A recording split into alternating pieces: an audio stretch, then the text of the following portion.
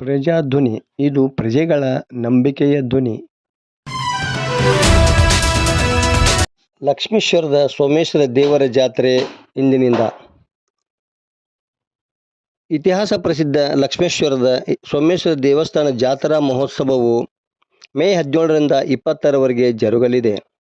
17ರಂದು ಸಂಜೆ 7ಕ್ಕೆ ಮುತ್ತೈದೆಯರಿಗೆ ಉಡಿ ತುಂಬುವ ಕಾರ್ಯಕ್ರಮ ನಡೆಯಲಿದ್ದು, 18ರಂದು ಸಂಜೆ 5:30ಕ್ಕೆ ಮಹಾರಥೋತ್ಸವ, 19ರಂದು ಸಂಜೆ 5:30ಕ್ಕೆ ಕಡಿವಿನ ಕಾಳಗ ಹಾಗೂ 20ರಂದು ಸಂಜೆ 7 ಗಂಟೆಗೆ ಓಕಳಿ ಕಾರ್ಯಕ್ರಮ ಜರುಗಲಿದೆ. ಲಕ್ಷ್ಮೇಶ್ವರದ ಸೋಮೇಶ್ವರ ದೇವಸ್ಥಾನವು 10ನೇ ಶತಮಾನದಲ್ಲಿ ಕಟ್ಟಲ್ಪಟ್ಟಿದ್ದು, ಇದು ಚಾಲುಕ್ಯ ಶಿಲ್ಪಕಲೆಯ ಪರಂಪರೆಯಲ್ಲಿದೆ. ಈಗಿನ ಲಕ್ಷ್ಮೇಶ್ವರಕ್ಕೆ ಹಿಂದೆ ಪುಲಿಗೆರೆ 300 ಎಂದು ಕರೆಯುತ್ತಿದ್ದರು. ಅಂದರೆ ಆಗ ಇದು 300 ಪ್ರಾಂತ್ಯಗಳ ಸೀಮೆಯಾಗಿತ್ತು.